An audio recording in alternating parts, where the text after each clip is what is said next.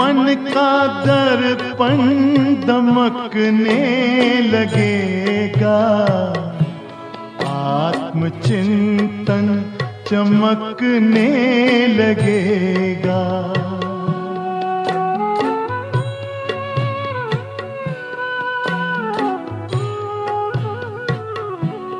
मन का दर्पण दमकने लगेगा, आत्मचिंतन चमकने लगेगा।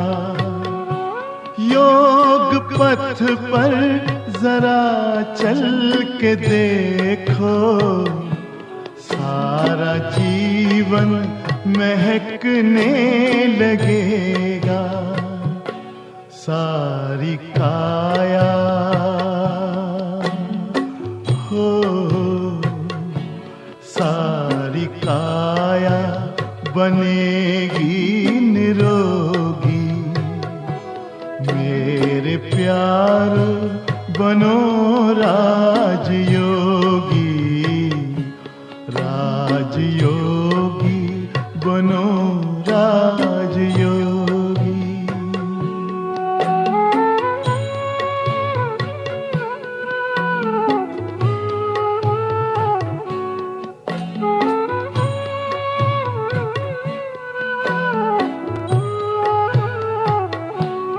योग मानव को संयम सिखाता, संतुलन आचरण में लाता।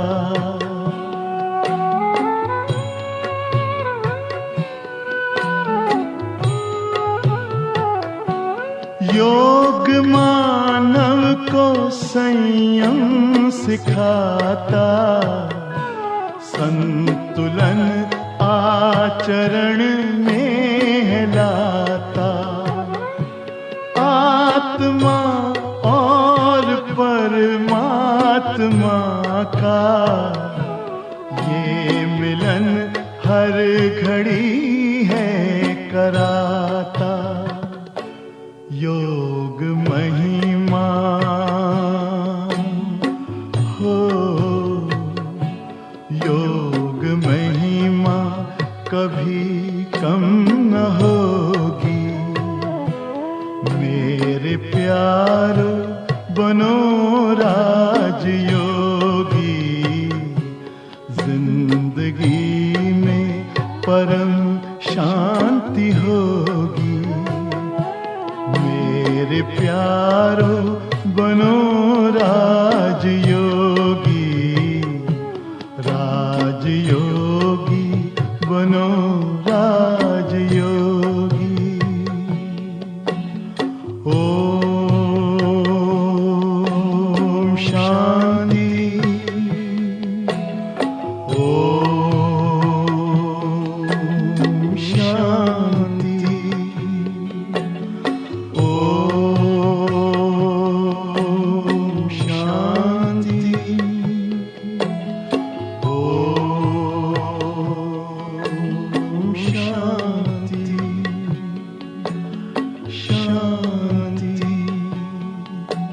शांति, शांति।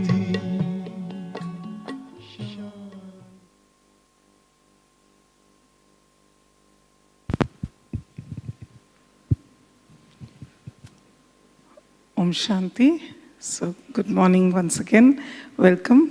And we are very, very fortunate to have with us Jayanti Didi ji, who's with us today for this topic on meditation to calm the busy mind and lead an easy life. And Jayanti Didi is an embodiment of that, because as the additional administrative head of Brahma Kumaris, you can imagine how much the expanse of services that would be there.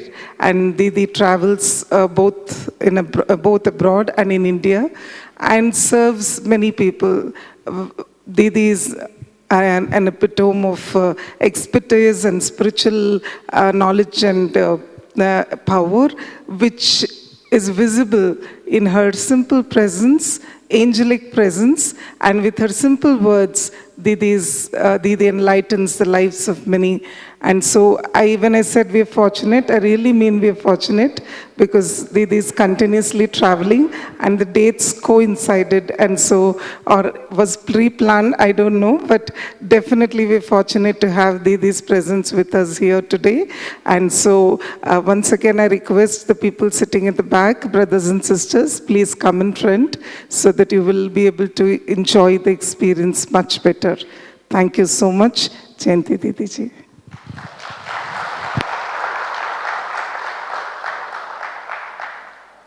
Om Shanti. You have to congratulate yourself for giving yourself time and space to be here.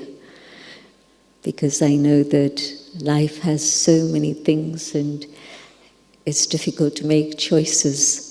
But you made the choice of coming here and giving yourself that time. So you're very, very lucky. I want to share a meeting I had with somebody many years ago. It's a woman who had just received the prize for positive psychology in terms of progress. And it was the Templeton Prize, if anything equivalent to the Nobel Prize, but the Templeton Prize.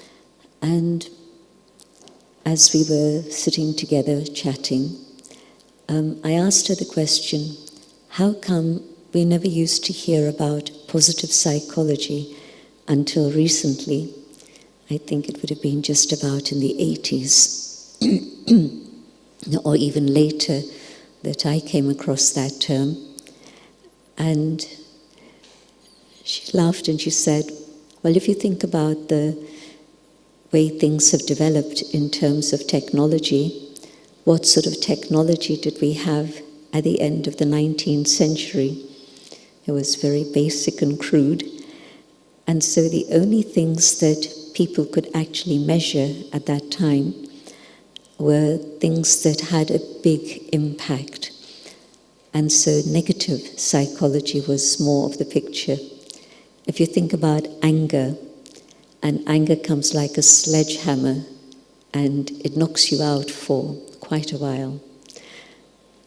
Or you think about jealousy, or any of the other negative emotions, then you can see the big impact they have. And so she said people like Freud and others at the end of the 19th century were exploring all these things of consciousness. It was a very new study. Rishis and Munis had studied it millennia, but in terms of Western psychology, it was very new. And so it was easy to measure the negative emotions and feelings and the impact. But it's only in recent times that we've been able to measure the subtle aspects of feelings and emotions. And all positive feelings and emotions are highly subtle, but also, because they're subtle, they can come and go very quickly. And so it's difficult to capture them and measure these things. And so when you think about peace, one moment you're peaceful, and the next moment you hear something, you see something, and it goes instantly. If I'm angry, it's not that shifts instantly in the same way.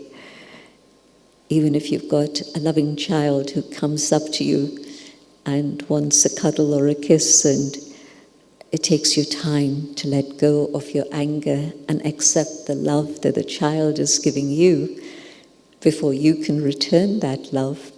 So you can see the point that negative emotions and feelings are heavy and they last long. And positive feelings and emotions are subtle and they're fleeting. And this is why positive psychology only came on the scene decades ago, not more than that.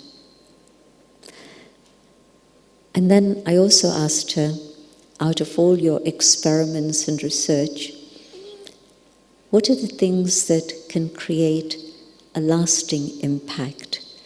so that a person does have positive feelings and emotions.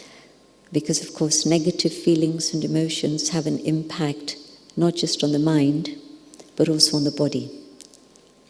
You know that, you feel it, you've been there. But also in terms of relationships. Again, we've all been through that. But also in terms of your work efficiency. Also in terms of your social impact and influence. So on every level, in every sphere of life, when there's negative feelings and emotions, things definitely go into decline. And when there are positive feelings and emotions, things rise, again, on every level. Not just the mind, but also the body, relationships, work, the quality of work, the creativity at work, and also relationships in terms of teams, and also the impact that you contribute in terms of what you give back to society. All of that is connected with positive feelings and emotions. So my question to her, what is it that can create positive feelings and emotions and sustain them for the period of time that you would like to have? And she knew the answer instantly, and it was one word, and that was meditation. And it's a fact. You can have chocolate if you're an addict, and it creates a good feeling. It has, in a natural way, cocoa has certain ingredients that create that sense of well-being and good feelings. And so you can have some chocolate and it'll make you feel good. Carry on having chocolate. And there's definitely a reverse effect. And if you've had too much chocolate, then you don't want to look at chocolate again. Until, of course, tomorrow. But this is the thing, that anything external, it might be music, it might be nature, it might be some type of food or beverage, but all of that reaches a peak and then there's a decline. But meditation, continue with your meditation. Start with 5 minutes, 30 minutes, 60 minutes, and I won't go further than that. But yes, there are yogis who can meditate for many hours, and there are certain yogis like Sis Jayanti, who used to say, she passed away a few years ago, aged 104. So she used to say, ask me how long I don't meditate. And it's true, in her presence you could feel that it was always a very, very high state of consciousness. And so, what is it about meditation that creates these good feelings and positive feelings and then impacts everything in your life in a very positive direction? It's because meditation is not just working on the level of the mind, but meditation is actually allowing the highest and the deepest qualities that are innate within the soul, within your very core being, to emerge and be expressed. So meditate for 10 minutes and you begin to feel peaceful. Meditate for longer, and the longer you meditate, the more peaceful you become, but also you're able to impact the atmosphere.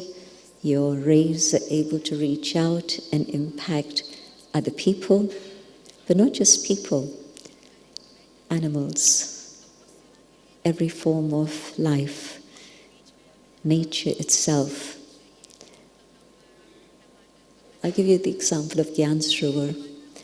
Long story, but the essence, when we acquired it, it was because the milk families who lived here said that the land had become infertile and the cows weren't getting enough food, and so they were going to have to move. They'd been here for a long time, but they couldn't carry on here anymore.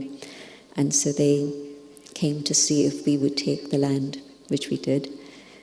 And once the construction was done, then we looked at what else remained, and they started planting things. And this morning as I was driving in, I could see the beautiful flowers just at the entrance of Gyan Sarovar. And maybe you've had a chance to walk around the back part, but you'll see lots of trees and lots of plantations of various things. And they realized that just within a few years of meditation, they hadn't done anything else, just the meditation, all the land that was still available had actually become fertile. And if you come back around June, you'll see lots of mangoes, lots of other fruits. And if you go then to Janki Park here and up the hill, you'll see lychees, apricots, apples, everything. And not just a handful, but kilos and kilos and kilos of fruits and vegetable. So what happened to the infertile land? Yeah, vibrations can change everything, including the quality of the soil and the way that plants grow and produce whatever it is we may need. And I've got several other stories like that about nature, but enough just to tell you about what's happening right here where you are at the moment. And so positive feelings and emotions are very important. And meditation's able to reach deeper than just feelings, because there's something deep within the soul itself that gets triggered through vibrations or through conscious awareness. I was in a gathering of about 2,000 for several days, our annual general meeting of teachers that was taking place in our big campus at the bottom of the mountain. And it was a full-on meeting. But I'd walk into the hall, and we usually begin everything with meditation, of course. And without any effort on my part, I would just feel myself being pulled into a very deep, beautiful experience of, let me use the word yoga. Yoga means union of the self with the divine.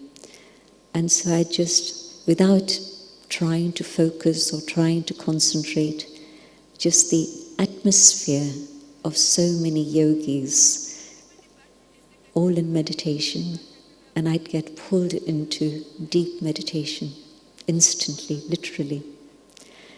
And so whether it's from vibrations or whether it's your own conscious effort to still the mind and move away from all the external turmoil and go deep within the self, meditation works. And it's the only thing that works long term, not just a few moments of good feeling, but a state that can be enhanced every single time you give it attention and focus.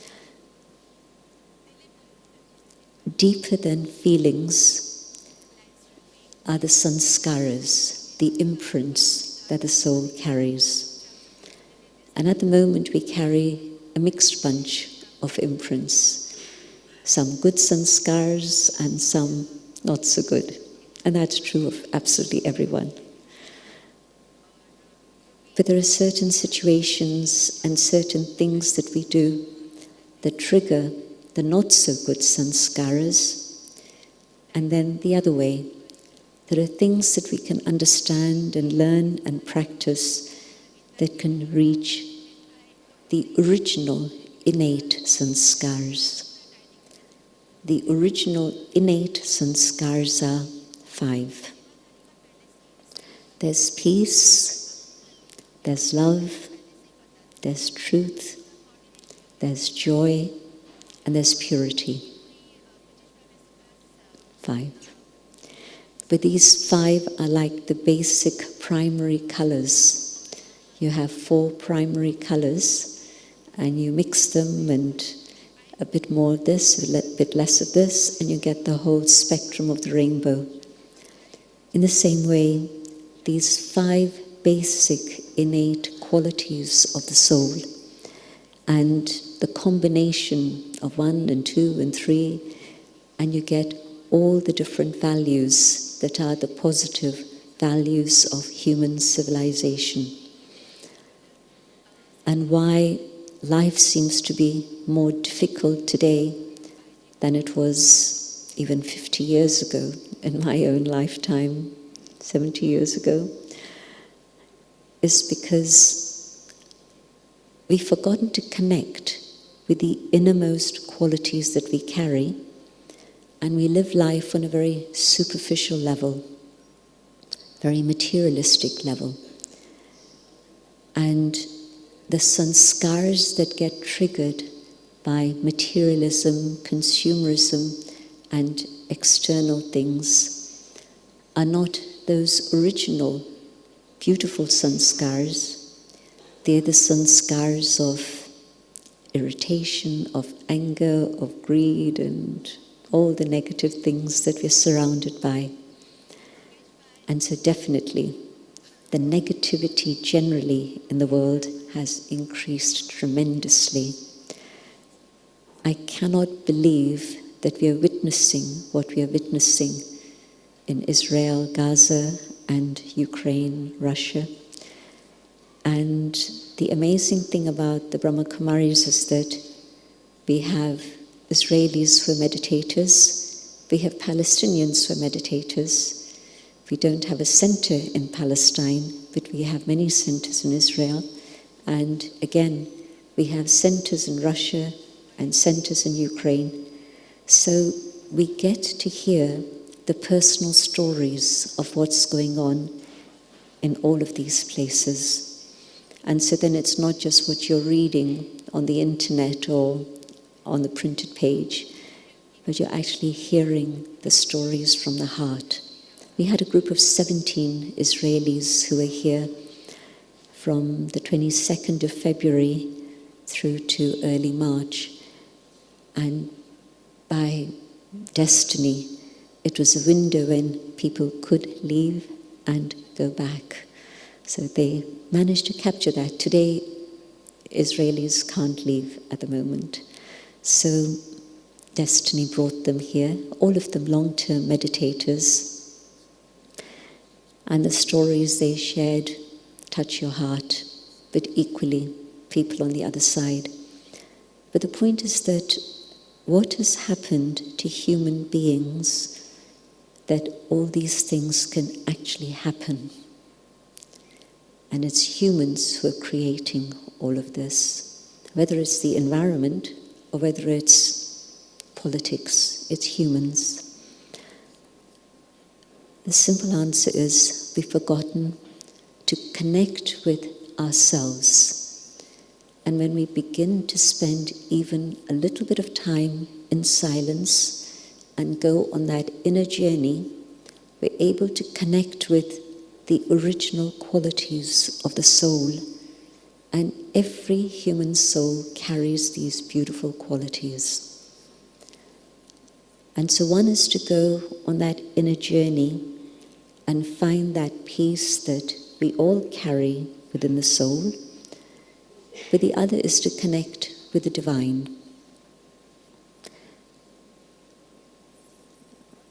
Abroad, or at least in Western Europe, I wouldn't be able to bring the subject of God within the first few minutes of meeting people. But here in Bharat, it's much easier. But even here, the climate is changing rapidly. And of course, that's because we very often don't get answers to the questions that we have about God. Age 8, my parents moved to London when I was 8, and then growing up there, age 14, I remember saying to my mother, who was a Raj Yogi, she was a meditator, I was saying to her, I'm not sure there is a God or not. And she was wise enough not to try and convince me. It was wisdom. And then she said, okay, you'll find out for yourself. And again, destiny, that I came to spend a long stretch of time in India rather than 3 weeks holiday. So when I came to spend a long time in India when I was 18, just the atmosphere of India, and maybe in the 60s it was a bit different. There were no shopping malls. You couldn't buy foreign goods here. Very different India in the 60s. But at that time, the atmosphere of India triggered something within me. And I knew Dadi Janki because through my mother, I knew the Brahma Kumaris since childhood. I went knocking on Dadi Janki's door. She was in Pune, where my grandmother lived. I was with my granny. And she said to me, very happy to see me. She hadn't seen me for a while. Do you want to say something or shall I say something? I said, Daddy, I've come to listen. And she spoke about conscience. And she spoke about how the conscience has been influenced by so many different things. Media, society, friends, all the things that you know about. And as a result of that, there's no clarity, and we don't know what is right and what is wrong anymore. And she had felt my pulse, not physically, spiritually, and that's exactly where I was at. There was the permissive society. This was by then 1968. So the permissive society had started. There was Western society. There was general Indian society. And then there was my mother, very spiritual. So there were all these different things in front of me. And I had no idea which is the path I would like to travel. So she'd absolutely felt the pulse and talked to me about what was going on in a very conscious way, and I hadn't even touched that, which was subconscious within me. And so she's talking about these things, and I say, well, how do we change that? And she says, meditate. And so I started my meditation course the same day.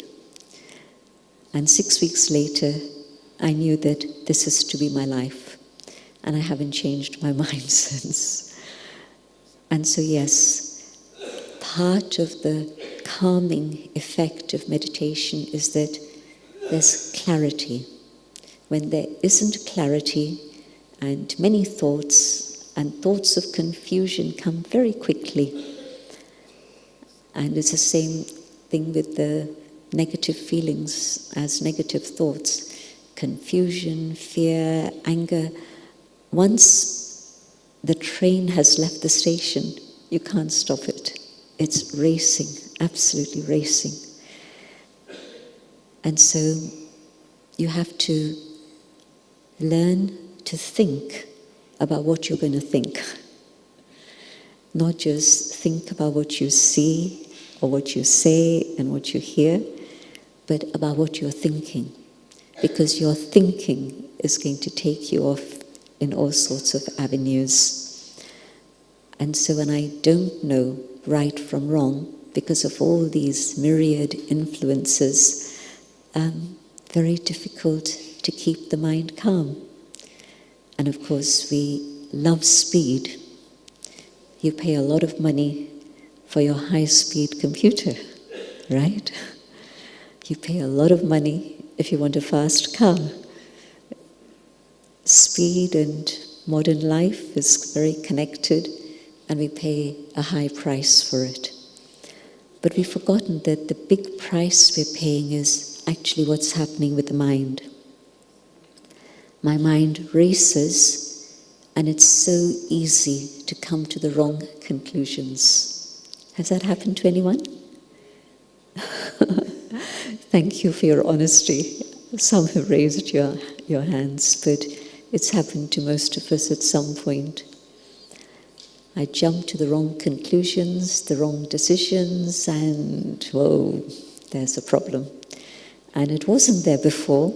I actually created it because at a certain point there were choices, but I didn't make my choice in good time. And so the negativity of the atmosphere took me off in another direction. And so the need for calm in the mind is to be able to deal with making myself so strong, so resilient, that the outside world doesn't impact me. But I'm connected with my own innate qualities, and that is able to impact everything else. Think about a boat. And when a boat is on the shore, it's okay, but it's not meant to be on the shore. It's meant to be in the water. That was its purpose of existence. And then when it's in the water, it's fine for it to be in the water, but it's not fine for the water to be in it. A little hole, and the water starts coming inside the boat, and you know what's going to happen. And so the soul is here in the world, in the body. We are meant to be living life. And so it's not a question of leaving the world and sitting on a mountaintop or in a cave, but we're meant to be here, in action, in life, in connection, relationships. But if the world gets inside of me, there's a problem. Why do I have insomnia? Why do I have high blood pressure and all the many, many ailments that come from stress and pressure? You know the answer. I've let the world get inside of me instead of I being on top of the world and on top of myself. And so meditation is the method to be able to make the inside world so strong, so resilient, so powerful, building capacity. We use this expression a lot about building capacity. We're talking about external things usually, but real capacity building starts here. And so as I meditate, I'm building capacity within myself so that I'm able to maintain that state of peace, of truth, of love, whatever else is going on around me. And you'll begin to feel it, you'll begin to see it happen very, very quickly. Things that used to irritate you before, and a few days of meditation, and you'll say, it's okay, it's out there. I'm the master of what's going on inside, and you'll be able to detach and smile. That doesn't mean lack of compassion, rather it means more compassion, but it means compassion with equality, not just compassion for one side and not the other side, but compassion for all. And so building capacity spiritually means that I'm moving forward in my life by enhancing those inner qualities that I know I carry. Everybody's had that moment of peace, that moment of truth, but it doesn't last long. So now what meditation is doing is building it up so that it becomes more and more natural for me to connect with that rather than the influences and the acquired sanskars. I've acquired a lot of sanskars along my journey that were not originally mine, but they've gradually built up. And so now, by meditating, I'm tapping into my own inner resources, allowing them to emerge and be expressed more and more, so that the influence of the acquired sanskars is reduced. And there comes a moment when you say, you know, I wouldn't have been able to keep smiling. This would have impacted me so deeply that the effect would have lasted for days, maybe for years, even sometimes. But today, I'm able to be the observer and watch what's going on and know what I need to do. There's a difference between responding accurately to others and reacting to others. And what's the percentage that goes on in my life at this moment? Is the percentage high on responding or reacting? Usually that's the case. And we're taught instant responses, which is fine if it's a life and death threat on an external level. But if it's a considered response to another human being or a situation that's not instant life and death, it's something that needs to be more measured and deeply understood. So if at that moment I'm just reacting, I'm breaking relationships, I'm causing a lot of reactivity on the other.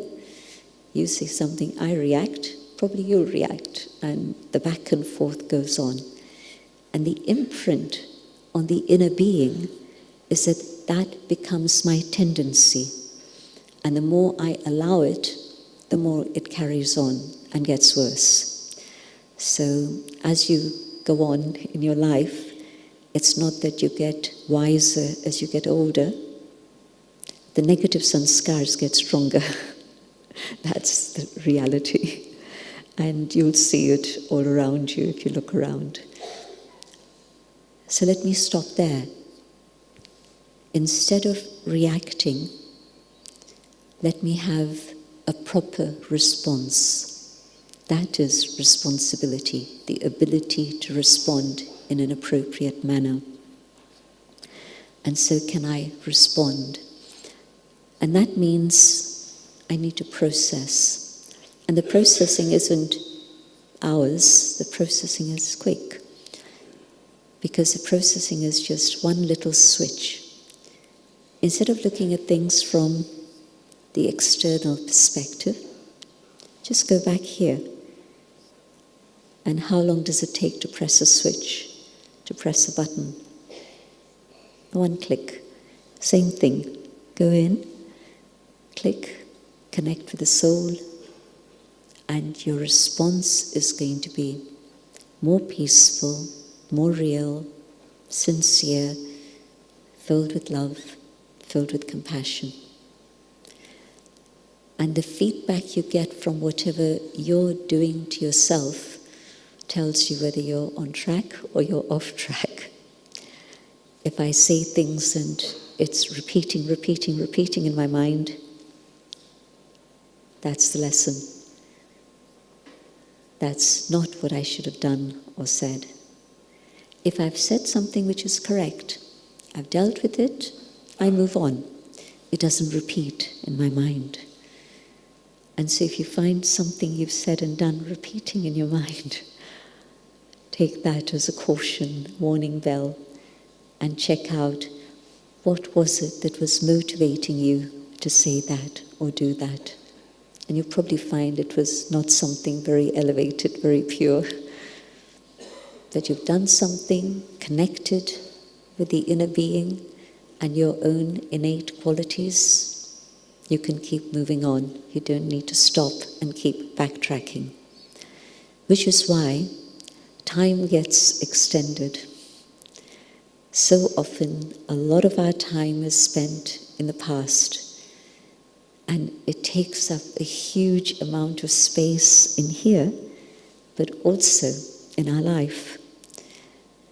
And so, meditation means keeping track of what's going on in my thoughts, my awareness, my feelings, my attitude, and allowing that inner peace and truth to more and more come to the surface so that my immediate response is based on that rather than the acquired tendencies or the influence that you or others are projecting onto me. out of all the souls, you can see that every single soul is unique and different. Even twins. Facially, they might look the same, but their personalities are different for sure. And so every individual soul, and every soul with different qualities and capacities, and out of all these souls, there's one soul who is the supreme, because there's unlimited peace and love and truth, because that soul, that one soul, is not part of the cycle of birth and death. And that soul is given the name, the Supreme, or God, the Source, Divine, whatever name you choose is fine. But in meditation, instead of thinking about this one, I'm thinking about the One, the Supreme, the Divine. And I use my mind very consciously to create that awareness of peace within myself, connecting with the source of peace. And the connection is wireless, and we're drawing from the source and filling ourselves with that. And then we too can become instruments to share that peace. So it's very logical, very simple, and I just have to do it to be able to see the value of it and the truth of it. You know, there are some things that you can hear about. I can tell you mangoes are sweet. But if you've never had a mango, you'll say, you know, as a child in England, we didn't have mangoes there. You didn't have this business of importing, exporting fruit and veg across the oceans. So the children around me didn't know about mangoes. When I said, I'm missing mangoes, they didn't know what I was talking about. And they said, well, how sweet is it? Like a cherry? Like an apple? No, something else. But you need to have tasted it before you can talk about it. Same way, meditation, I can talk about it.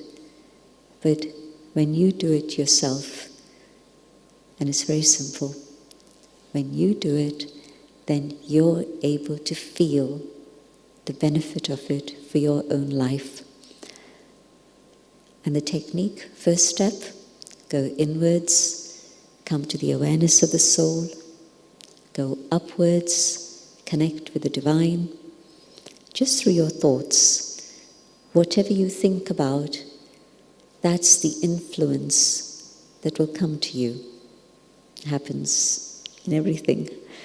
But now you're thinking about the source of peace, of truth and love.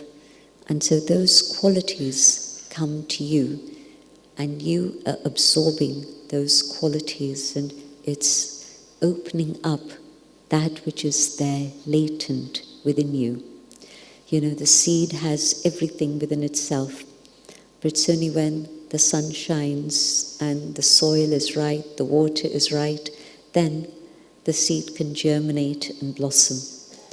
Same thing, the right time, the right atmosphere, and my own thoughts, connecting with the divine so that that energy from the source reaches me, and that which is within me can awaken and emerge in my life once more.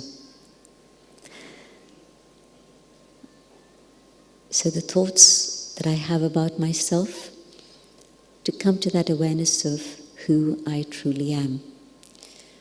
And the thoughts about God, the qualities of God, the relationship with the divine, the experience of who God is.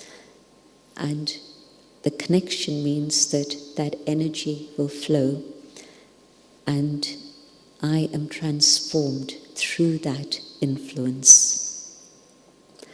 We all have an influence on each other.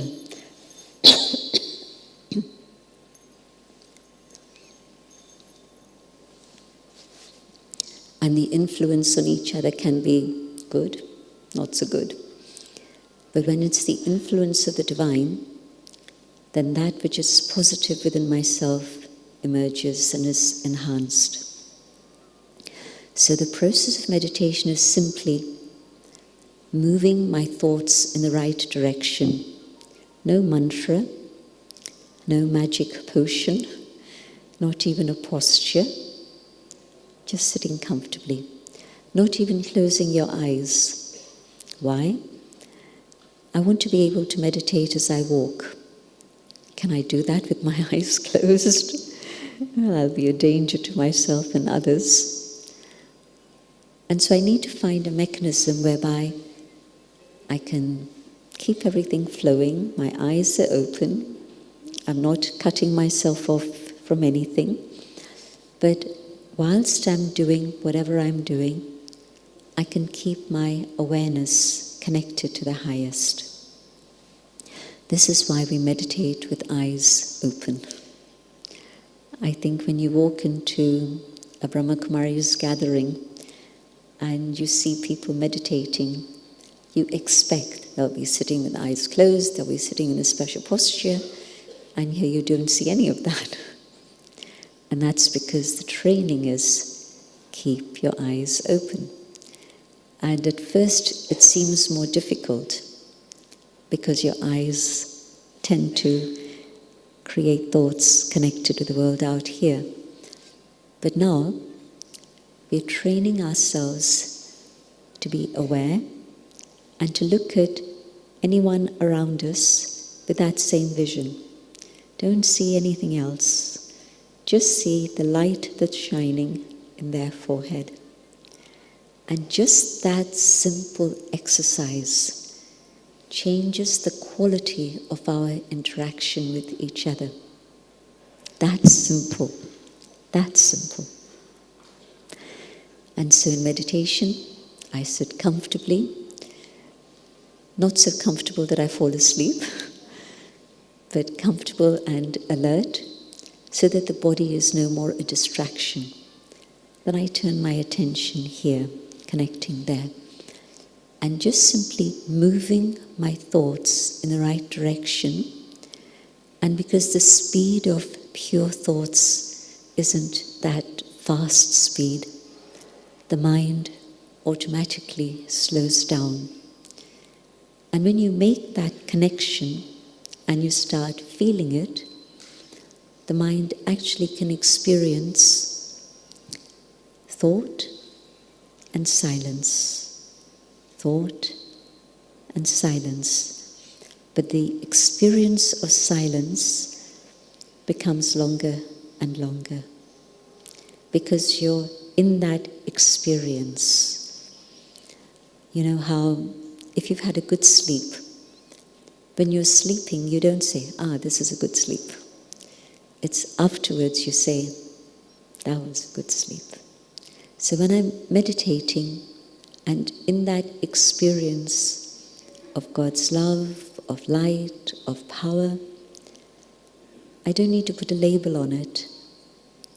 I'm just in that experience. And afterwards I say, that's what it was.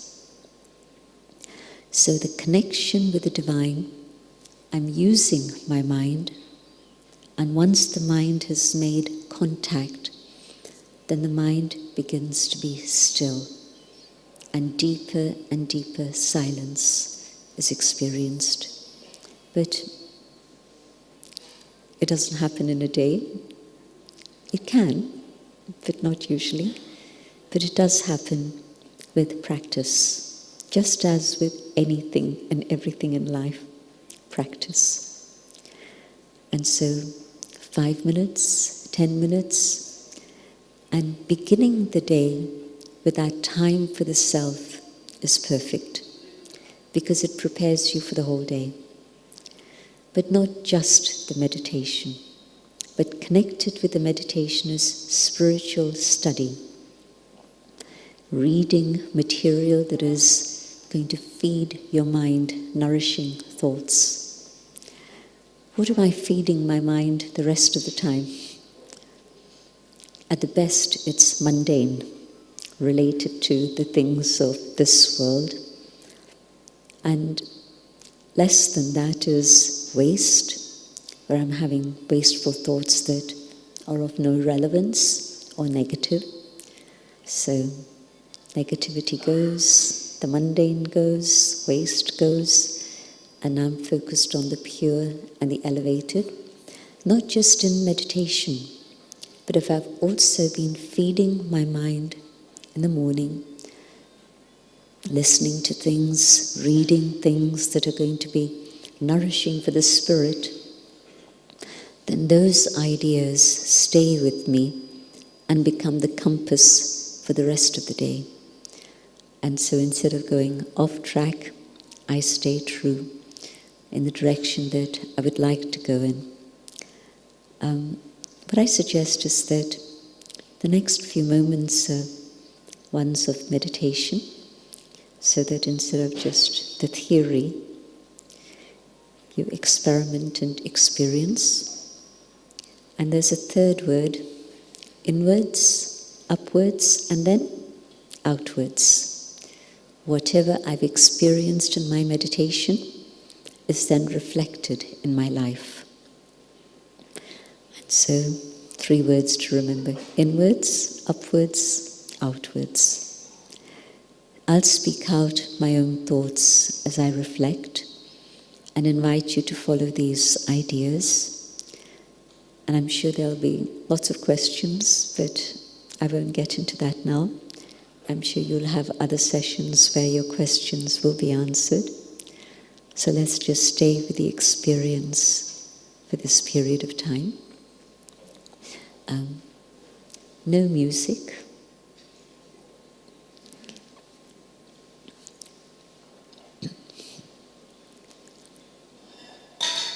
Sitting quietly, I let the body relax.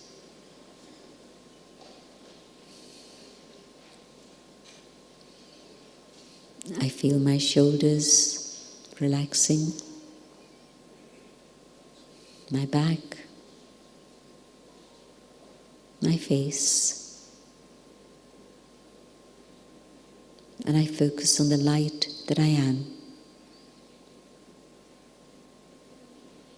Om, I am. I am the inner being, the soul.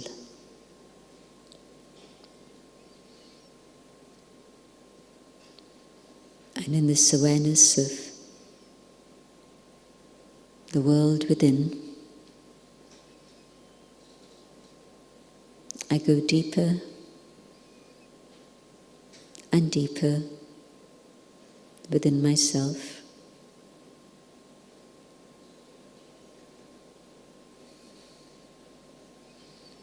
And I find that space deep within,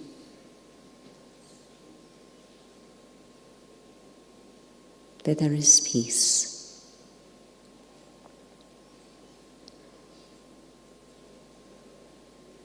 My thoughts slow down,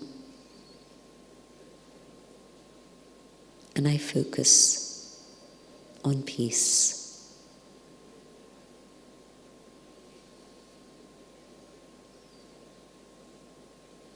And in this awareness,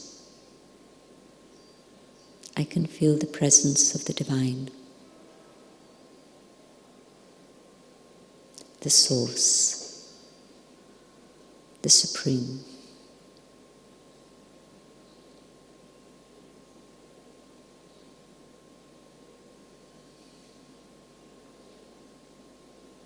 And from this being of light, the supreme, rays of peace reach the soul. And I absorb this within myself.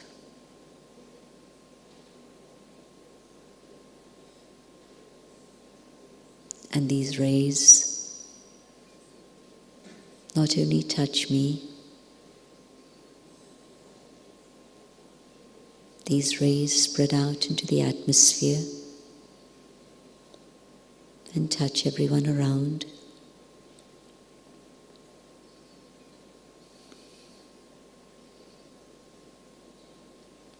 These rays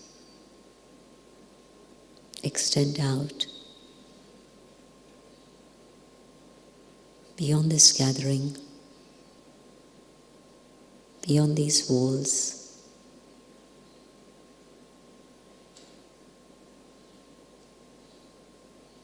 and reach out further.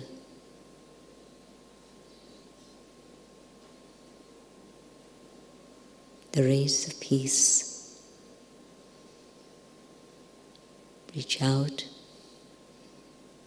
to all forms of life.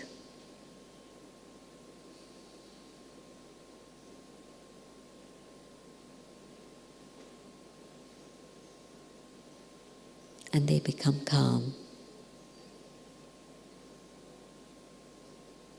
knowing they are safe.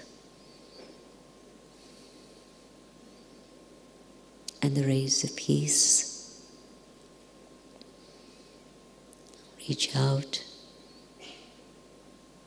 to nature itself.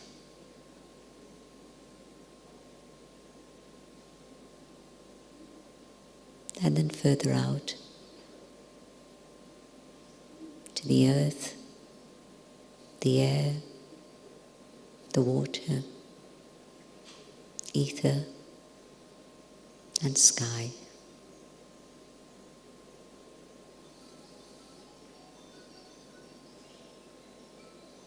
And the rays of peace surround our planet and everything within the planet.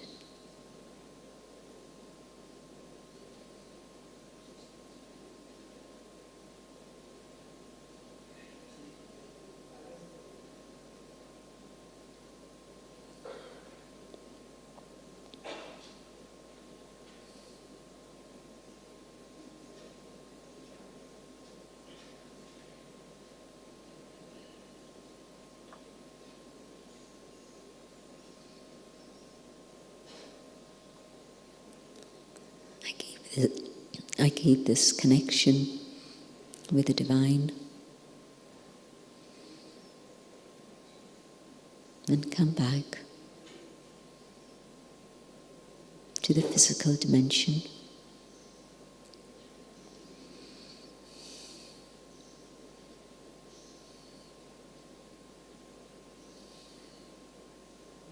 But I keep this peace. And I hold this awareness of who I am. I am the light, sharing peace.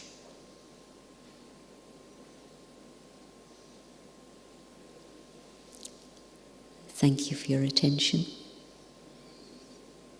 Have a very good day. Om Shanti.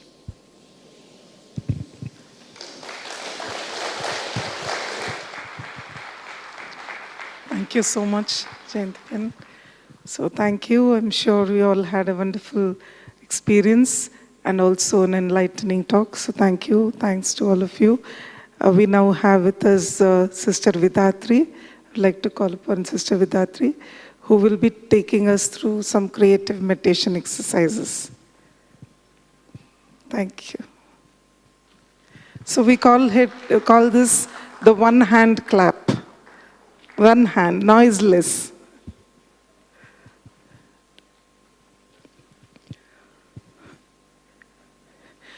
So Sister Vidatri is our sweet sister who's from ORC, who's been with the organization since almost 15 years, and she's basically an engineer, a professional, a medalist, an artist, a dancer, she's all that, and her journey forward, spirituality finally brought the destination, and she's decided to dedicate her life to the services of the organization for more than a decade now, and she actively participates in all the wings. We have the different wings, the business industry wing, the IT wing, the administrators wing. She also conducts programs in in the ministries, in the corporates, in the PSUs, in colleges, universities. So the list is a lot, but I would like to mention here